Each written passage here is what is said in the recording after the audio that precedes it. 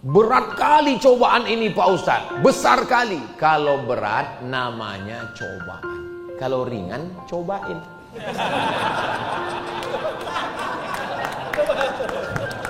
Coba tunjukkan ke saya siapa nabi yang hidupnya nggak ada cobaan. Nabi Adam cobaannya buah kuldi. Rabbana zalamna anfusana wa illam taghfir lana wa tarhamna lanakunanna minal khasirin. Menghadapi anak Habil dan Kabil. Nabi Ibrahim yang kita sebut namanya dalam salat, kama sallaita ala Ibrahim wa ala ali Ibrahim, kama barakta ala Ibrahim wa ala ali Ibrahim. Ibrahim lahir menghadapi ayahnya Azar, tukang buat berhala. Menghadapi masyarakat menyembah berhala, menghadapi masyarakat menyembah bulan bintang. Semuanya penuh dengan cobaan. Cuman kadang kita menengok orang, enak kali kau ya, jalan sana, jalan kemari. Aku nggak bisa pergi, kenapa? Karena aku kena cobaan, bisulku di sini. Lalu kata orang yang berdiri, kau nganggap aku nggak ada cobaan. Aku pun dari tadi jalan sana sini ini, aku berbisul juga. Di mana? Di sini. Kita ini sebetulnya punya bisul semua.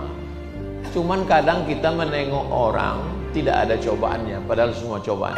Suami baik, istri mak lampir. Istri baik, suami Dracula. Istri baik, suami baik, anak jahat. Anak soleh, menantu nyiblorong sundil bolong. Anak baik, menantu baik, suami baik, istri baik, tetangga repot. Jadi nggak pernah lepas kita. Kita hidup ini macam nyetir di jalan tol. Ini kayaknya kalau udah lewat truk ini selesai, ketemu truk yang lebih besar.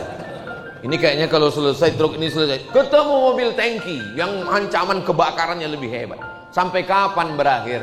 Sampai akhirnya malaikat maut mencabut nyawa, keluar ruh dari badan, dan kita semua dalam keadaan husnul. Hadiahkan untuk almarhumah ibu, almarhum ayah, kita dapat, orang tua pun dapat. Assalamualaikum warahmatullahi wabarakatuh. Bapak, ibu, abang, kakak, adik, sahabat jamaah dimanapun berada. Ma'akal tafa'afnaita, makanan yang dimakan berubah menjadi kolesterol, diabetes, jantung, gula, dan lain sebagainya.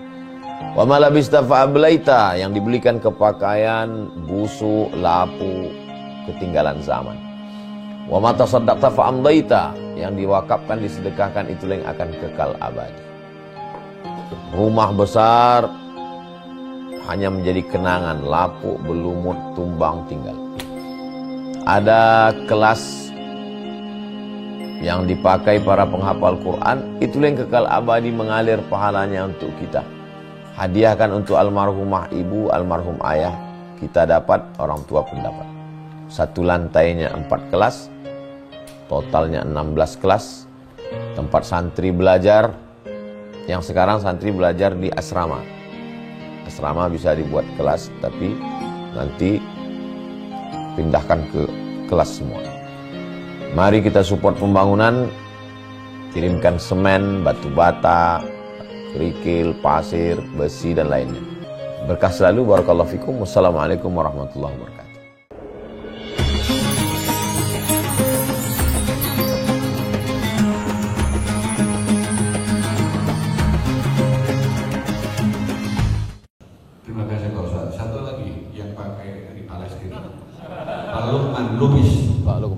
Bismillahirrahmanirrahim. Assalamualaikum warahmatullahi wabarakatuh. Waalaikumsalam warahmatullahi wabarakatuh. Terima kasih Ustaz atas kesempatannya ke sini. Menurut saya ini luar biasa sekali untuk kami. Ini berkah menurut saya, karena begitu orang di luar yang katanya istirahat nggak bisa mendatangkan kita di sini untuk coba. Amin. Saya panggil Pere aja karena saya lupis. Bapak Ustaz Batubara. Oh, saya panggil ala kita sesudina. Ya, Oras. saya dari Natal, Madinah. Ya. Ustaz, saya supaya jangan menjadi konfus atau supaya ditafsirkan mengenai 3 hal tadi yang sambil poinnya. 1 takdir, yang kedua tobat, yang ketiga cobaan. Di dalam Ustaz tadi mengatakan bahwa kita sudah ditakdirkan 50 tahun sebelum bumi dan langit diciptakan takdir kita. Tapi di Al-Quran juga dikatakan bahwa apapun yang kamu lakukan itu adalah karena akibat tanganmu sendiri. Lalu yang ketiga tadi saya mengatakan dengan tobat. Nah, pertanyaan saya, apakah kita ini, karena kalau Rasulullah atau Nabi-Nabi mungkin bisa cobaan, apa bagaimana membedakan antara cobaan dan hukuman atau azab. Ya, karena saya sendiri, insya Allah dari dulu karena saya orang kampung dan dulu juga saya lulus perguruan tinggi itu juga dihembus kepala saya oleh Syekh Muhammad gitu. Insya Allah. Saya tidak pernah melakukan yang namanya yang korupsi dan terbukti tidak ada uang pengganti, tidak ada korupsi. Dan saya malah bersyukur karena pada saat saya bisa kejaksaan juga luar biasa, makanan enak, masjid dekat, semua fasilitas enak.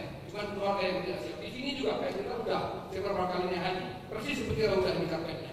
Saya malah bersyukur gitu.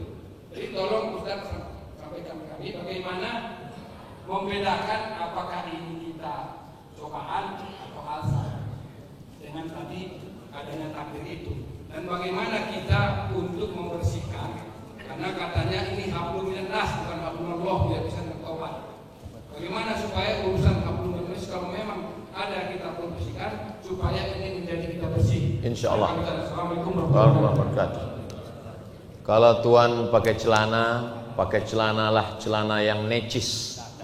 Kalau mau ingat tentang Palestina, maka pandanglah Pak Lubis. Jadi dua yang di ujung itu duluan. Habis itu baru dua. Bagaimana cara confuse kami? Apakah ini karena perbuatan tangan kami? Padahal di dalam Al-Quran kata Pak Lubis ayat yang mengatakan karena perbuatan tangan manusia, zaharal fasadu fil barri wal bahri bima kasabat aydin nas, karena tangan sendiri. Tapi Ustadz tadi mengatakan sudah ada takdir tertulis di Lauhil Mahfuz 50.000 tahun sebelum Allah menciptakan langit dan bumi.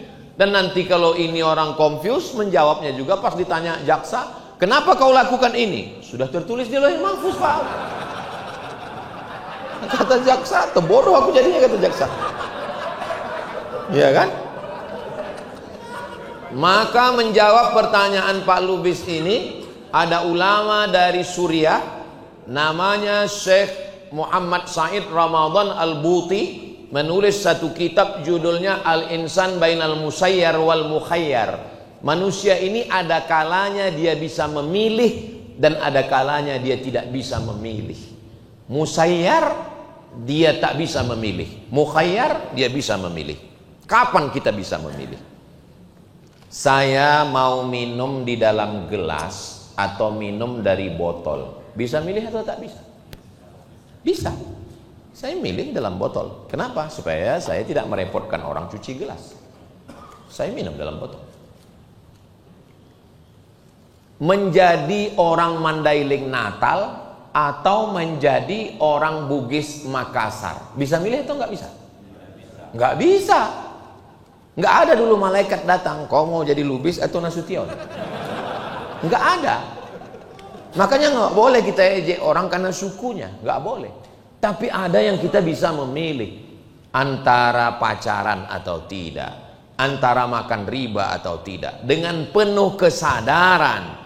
Allah kasih telinga, Allah kasih mata, Allah kasih hati, Allah kasih pikiran, Allah kasih tenaga. Wa nafsi wa ma sawwaha, demi jiwa dan penciptaannya. Fa'alhamaha fujuraha, ada jalan fujur, wa taqwaha, ada jalan takwa. Setelah penjelasan antara bisa memilih dan tak bisa memilih, bisalah kita klasifikasikan mana yang datang takdir dari Allah yang kita tak bisa mengelak, dan mana yang pilihan kita. Yang paling jahat adalah sudah jelas-jelas salah lalu kambing hitamkan takdir. Itu dua kali salahnya. Pertama dia salah pilih, yang kedua takdir. Pernah terjadi pada zaman Umar bin Khattab. Tangkap. Kenapa kau minum khamar? Dia minum khamar, hukumannya 40 kali cambuk. Minum khamar. Iya, terus ditanya, kenapa kau minum khamar? Kata dia, Allah sudah mentakdirkan aku minum khamar. Kata Umar bin Khattab, cambuk dia 40 kali, kasih bonus. Kenapa kata yang menghukum? 40 kali karena dia minum khamar, tambah hukuman tambahan karena dia sudah tidak sadar, bahkan menarik ayat untuk melegitimasi kesalahannya. Jadi kalau kita salah, kita bertobat, tobat nasuha, Allah mengampuni kita. Insya Allah tidak confuse lagi mana yang takdir, mana yang pilihan kita. Yang poin yang ketiga adalah yang mana yang cobaan. Berat kali cobaan ini Pak Ustadz. Besar kali. Kalau berat namanya cobaan. Kalau ringan cobain.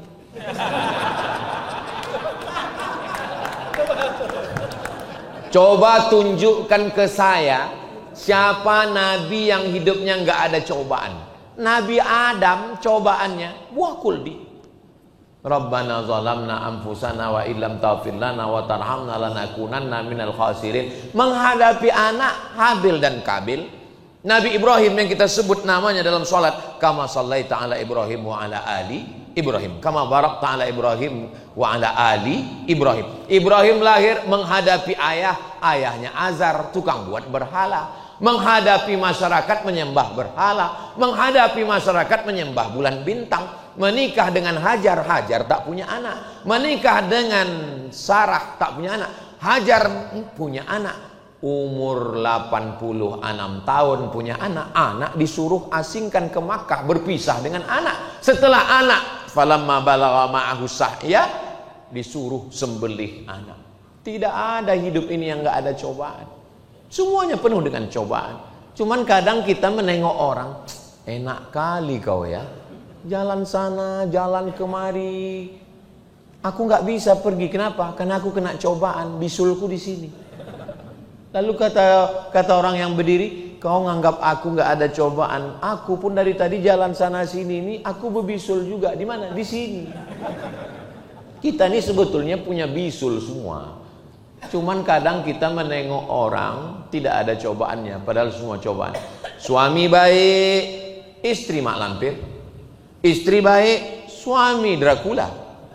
Istri baik, suami baik, anak jahat. Anak soleh, menantu nyiblorong sundil bolong. Anak baik, menantu baik, suami baik, istri baik, tetangga repot. Jadi nggak pernah lepas kita. Kita hidup ini macam nyetir di jalan tol. Ini kayaknya kalau udah lewat truk ini selesai, ketemu truk yang lebih besar. Ini kayaknya kalau selesai truk ini selesai, ketemu mobil tangki yang ancaman kebakarannya lebih hebat. Sampai kapan berakhir? Sampai akhirnya malaikat maut mencabut nyawa, keluar ruh dari badan, dan kita semua dalam keadaan husnul khatimah. Selesaikah? Belum. Masih ada lagi yang lebih hebat dari jaksa. Marabbuka, man nabiyuka, ma qiblatuka, ma imamuka, man ikhwanuka. Selesai, nunggu sampai ditiupkan sangkakala, sampai akhirnya hari kiamat. Kita pun berdiri, innama amruhu idza arada syai'an yaqulu lahu kun fayakun. Tegak berdiri di padang mahsyar, panas terik menunggu dapat syafaat. Belum lagi timbangan mizan, belum lagi hisab penghitungan amal, belum lagi titian siratal mustaqim, sampai akhirnya salamun qaulam mir rabbir rahim. Barulah kita selamat, karena bunyinya salamun, salam, selamatlah kamu. Itu maka baca Yasin 3 kali kita ulang. Salamun qaulam mir rabbir rahim, salamun qaulam mir rabbir rahim, salamun qaulam mir rabbir rahim. Barulah tenang di dalam surga. Mudah-mudahan kita semuanya masuk dalam keadaan tenang ke dalam surga. Selama hidup ini, karangnya tajam, anginnya kencang, puting beliung, kapal pecah, dipukul ombak, diempas gelombang. Memang sudah begitulah hidup ini. Walanabluwannakum bisyai'im minal khauf, takut, wal ju', lapar, wa naqsim minal amwal, kurang harta, wal anfus, mati, sakit, wal thamarat, kurang buah-buahan, paceklik, wa basyiris sabirin, berikan kabar gembira pada orang yang sabar. Siapa itu? Alladzina idza asabathum musibah, kalau mereka terkena musibah mereka berkata inna lillahi wa inna ilaihi raji'un. Kenapa ada orang Pak Ustadz yang buat haram, buat maksiat tapi hidupnya senang, tenang, kenyang, jabatannya tinggi? Itu bukan nikmat, itu namanya istidraj, azab yang tertunda. Dibiarkan Allah begitu-begitu supaya azabnya. Tapi kadang orang ini kalau kita kasih pengajian begitu, engkau dibuat Allah susah, sakit supaya kau bersih dari dosa. Ada orang yang dibiarkan Allah, itu namanya istidraj. Kalau gitu saya pilih istidraj aja lah Pak Ustaz. Ini bukan pilihan. Bukan kita memilih ini. Menurut ilmu Allah, kau lebih baik azab di dunia. Sampai ada manusia ini tamshi alal ardi makanan alaihi khati'ah, dia berjalan di atas muka bumi ini tak ada dosanya sama sekali. Berdosa dia sedikit langsung dihapuskan Allah. Ma yusibul mu'min min nasabin wala wasabin wala saqamin wala syaukin. Sakit, susah hati, gundah gulana sampai duri yang menusuk tapak kaki, itu cara Allah menghapuskan segala silap salah dosa kita. Mudah-mudahan segala yang kita terima ini menghapuskan dosa kita dan mengangkat derajat kita insyaallah. Apa yang bisa membuat kita sabar? Wasta'inu bis sabri was-shalah. Banyak-banyak sholat. Sholat itu maknanya sholat, sholat itu maknanya zikir, sholat itu maknanya ingat, sholat itu maknanya sadar, sholat itu maknanya baca Quran. Maka kalau kita lakukan ini dengan penuh kesadaran, Allah yang akan meringankan dada kita. Banyak-banyak baca surat Alam Nashrah laka sadrak wa wada'na anka wizrak alladzi anqadha dhahrak wa rafa'na laka dzikrak fa inna ma'al usri yusra inna ma'al usri yusra fa idza faraghta fansab wa ila rabbika farghab. Yang melapangkan hati kita ini Allah. Buya Hamka menulis tafsir bukan di kamar pakai AC, laptop, komputer, ndak. Justru ditulisnya tafsir di tempat yang menurut orang dia akan stres dan depresi. Justru tafsirnya selesai.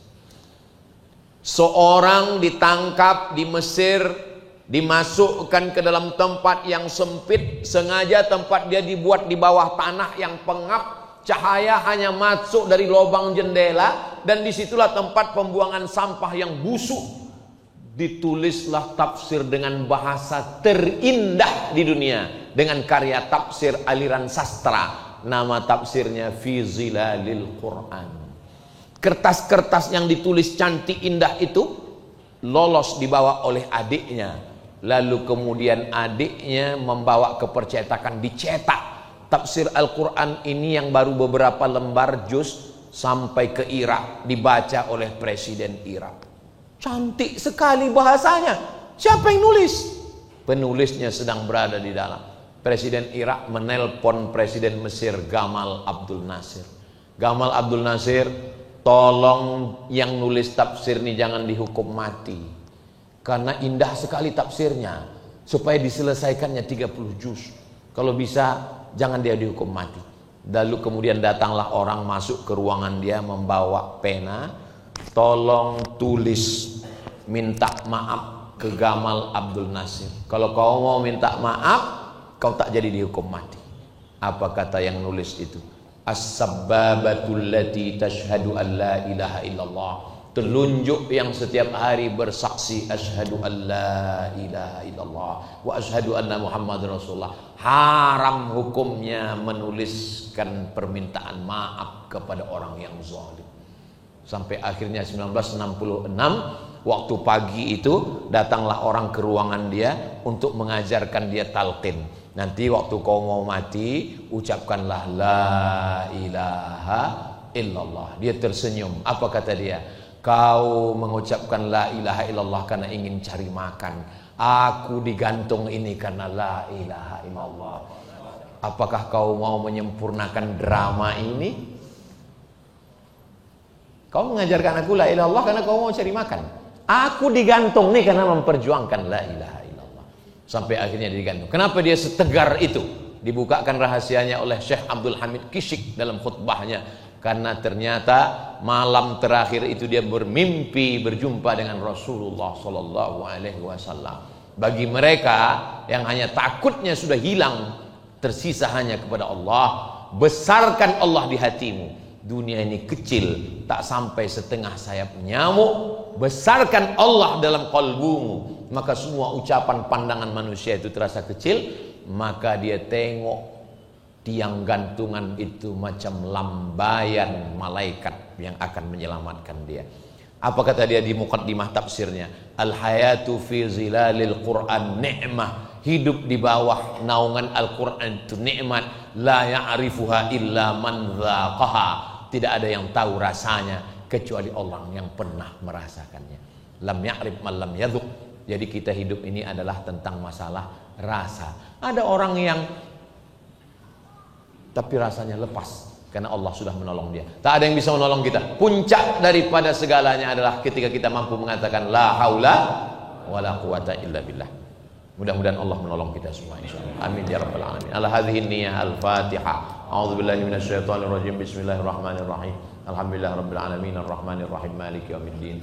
Iyyaka na'budu wa iyyaka nasta'in. Shiratal mustaqim. Shiratal ladzina an'amta 'alaihim ghairil maghdubi 'alaihim waladdallin. Amin. Allahumma shalli 'ala sayyidina Muhammad wa 'ala ali sayyidina Muhammad bijahi nabiyika Muhammad nabiyur rahmah. Dengan kemuliaan Nabi Muhammad, dengan kemuliaan hari Jumat, dengan kemuliaan sholawat, dengan kemuliaan Al-Quran, dengan kemuliaan Asmaul Husna, kami mohon kepada Engkau, lapangkan hati kami ya Allah, mudahkan segala urusan kami ya Allah. Ya qadiyal hajat, Engkau yang menunaikan segala hajat. Ya rafi'ad darajat, Engkau yang mengangkat segala derajat. Iqdi hajatina, tunaikan segala hajat dunia, hajat akhirat, hajat pribadi, hajat keluarga, terutama yang dapat melapangkan hati kami, memudahkan urusan kami.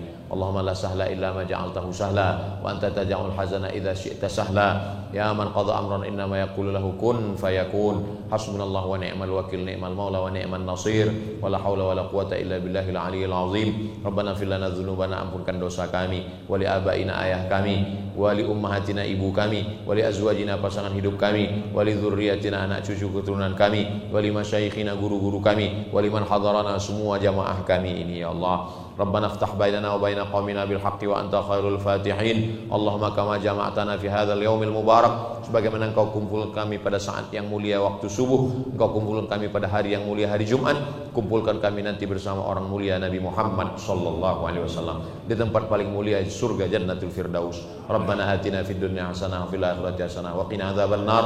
Wa sallallahu ala sayyidina Muhammad wa ala alihi washabbihi wasallam. Walhamdulillahi rabbil alamin. Taqabbalallahu minna wa minkum taqabbal ya karim. Terima kasih atas segala perhatian. Mohon maaf segala kesilapan dan kekhilafan. Aqulu qauli hadza astaghfirullah li wa lakum. Saya tutup dengan pantun penutup. Menangkap puyuh di Bukit Selasih. Thank you dan terima kasih. Ada lagi penutup terakhir. Ada ikan di dalam angkong. Cukup sekian, mator sekelangkong. Assalamualaikum warahmatullahi wabarakatuh. Waalaikumsalam.